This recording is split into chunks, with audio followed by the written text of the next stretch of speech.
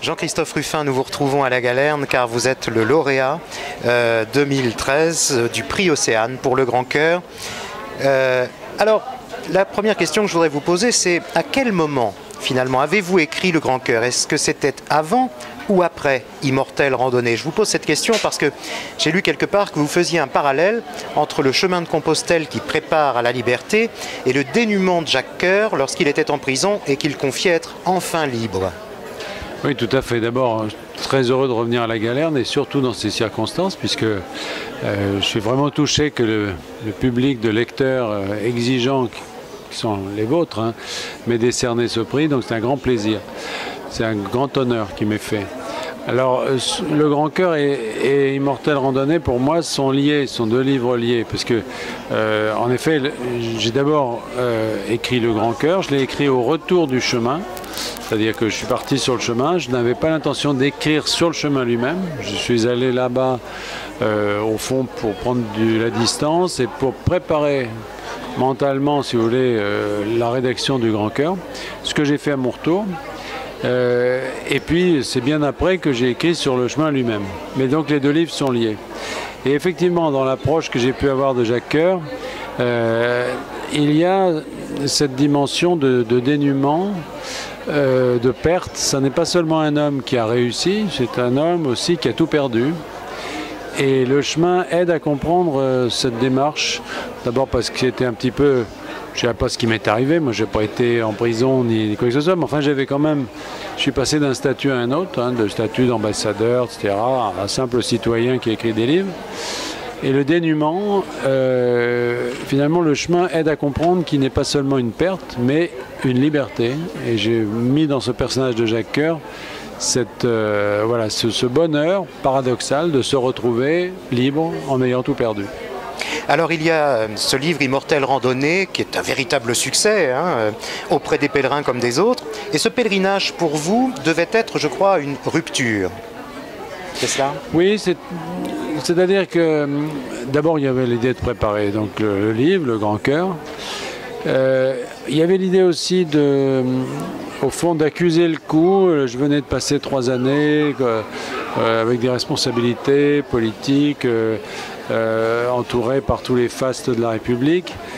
Et il y avait l'idée de pousser le dénûment et le dépouillement au maximum, de façon à voilà, me retrouver vraiment dans une démarche non pas passive par rapport à tous ces événements, mais une démarche active. Et le pèlerin, de ce point de vue, il est actif par rapport à son dénûment, c'est-à-dire qu'il travaille dessus, il réfléchit à ce dont il a besoin, il se dépouille volontairement, voilà.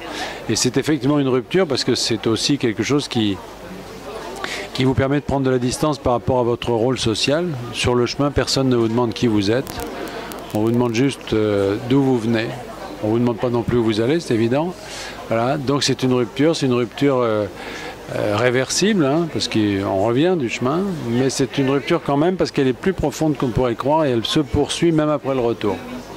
Alors vous posez la question dans le livre, quel sens cela a-t-il au XXIe siècle de parcourir un tel chemin à pied? Je serais tenté de répondre, eh bien justement, est-ce pour se poser un petit peu dans un monde où finalement tout va trop vite?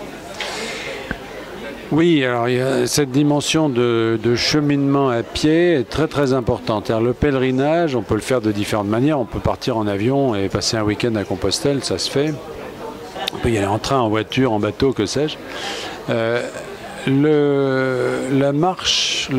démarche, j'allais dire, de faire ce pèlerinage vraiment à pied, c'est quand même ce qu'on peut considérer comme étant la véritable démarche. C'est-à-dire, c'est celle qui trouve au fond ses racines dans l'histoire. C'est celle qui vous fait vraiment ressembler aux pèlerins de toujours, c'est-à-dire ceux qui sont partis depuis la découverte de ces reliques au IXe siècle. Ces millions de gens, je ne sais pas très bien combien d'ailleurs, qui sont partis au fil des ans, marcher dans le dénûment. Il y a une lenteur, il y a quelque chose qui est particulièrement nécessaire dans la période actuelle. Et je pense d'ailleurs que le pèlerinage aujourd'hui est en train d'acquérir une valeur plus, j'allais dire, plus spirituelle que religieuse, dans la mesure où justement beaucoup de ceux qui l'accomplissent cherchent surtout au fond, la rupture avec la vie moderne, la rupture avec les modes de vie contemporains, plus que la rencontre de Saint-Jacques lui-même. Parce que finalement, c'est difficile à dire, mais je pense que la proportion de gens qui sont déterminés à faire ça pour des raisons religieuses est quand même relativement faible. Sur les 200 000 personnes qui vont à Compostelle tous les ans, il n'y a qu'une frange très minoritaire qui y va pour des raisons religieuses. Alors, est-ce que l'on emprunte le chemin de Compostelle pour le besoin, je cite, de réfléchir? Vous avez dit, je crois, à un journaliste que tout décideur devrait avoir fait Compostelle. Oh oui, je pense que ça ne ferait pas de mal à certains de nos personnages publics de se libérer de ça. Certains le font d'ailleurs. J'ai vu que Jean-Pierre Raffarin et de quelques autres se rendaient sur le chemin. Donc c'est pas absolument, voilà, c'est pas exceptionnel, mais voilà, ça leur montrerait que d'abord, ça leur montrerait la vie au ras du sol, non pas uniquement dans les palais nationaux. Et puis, effectivement, ça donne une certaine dimension du temps. Je pense d'ailleurs que c'est moins vrai pour les politiques qui gardent quand même le contact, mais je pense à certains hauts fonctionnaires, par exemple, qui sont très protégés, certaines personnes qui font des carrières dans la finance ou dans la diplomatie ou dans voilà, les hautes sphères de la fonction publique, seraient bien avisés d'aller se balader un peu là-bas. Je pense qu'ils y apprendraient beaucoup de choses. Ça aide à réfléchir? Alors, bon, je pense que ça aide surtout à voir le monde, encore une fois, vraiment à son niveau le plus élémentaire, le plus vrai. Je prends un exemple, hein, on parle du boom immobilier espagnol, par exemple. On parle de ce boom immobilier, la bulle immobilière espagnole. Bon, c'est une chose abstraite, mais quand vous êtes le petit pèlerin qui marche et qui va traverser des lotissements neufs, déserts, tout est à vendre, ça vient d'être fini et personne n'y habite, c'est complètement désert, c'est complètement absurde, ça a été construit comme ça au milieu de rien pour rien. Mais là, tout d'un coup, cette notion du boom immobilier, ben, elle prend vraiment un aspect très très concret, très oppressant. Quand vous parlez d'écologie, c'est pareil, tout ça c'est un peu loin. Quand vous marchez le long des autoroutes, le long des usines, etc., vous voyez un petit peu de quoi il s'agit. Voilà, donc c'est une... Alors réfléchir, c'est autre chose. Réfléchir, c'est... je pense qu'on peut réfléchir en allant promener son chien dans le jardin à côté. À la limite, le pèlerinage n'est même pas forcément une très bonne situation pour réfléchir de façon structurée. Le pèlerinage, la marche vaut longue comme ça pendant des jours et des jours et des jours, finit par même être contraire opposé à la pensée. C'est-à-dire qu'on finit par devenir un peu zombie, on ne sait plus trop où on est, etc. Et pourtant, quelque chose se passe en vous, profondément. Mais ce n'est pas du domaine de la réflexion, au sens où, vous voyez, on pourrait dire je prends des notes et j'ai des idées précises, claires, etc. Je prends des notes. Non, c'est plutôt une sorte de transformation en profondeur qui s'opère de manière inconsciente. Jean-Christophe Ruffin, pour terminer cet entretien, emmène-t-on des livres lors d'un tel pèlerinage et surtout, quel livre ou quel auteur conseilleriez-vous à ceux qui nous regardent ou nous écoutent? Alors, bon, moi j'étais très embêté parce que je voulais vraiment lutter contre le poids. Alors les livres, par définition, c'est lourd.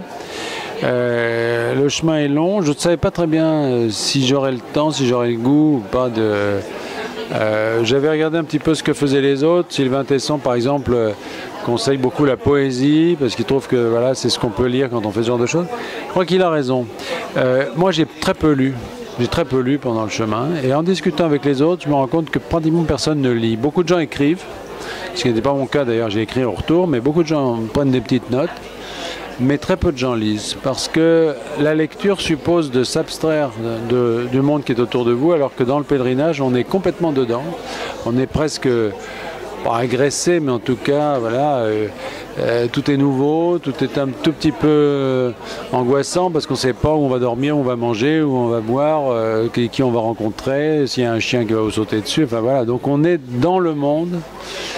Et on n'a pas l'envie forcément de s'en abstraire. Donc je pense que les livres, c'est avant, c'est après.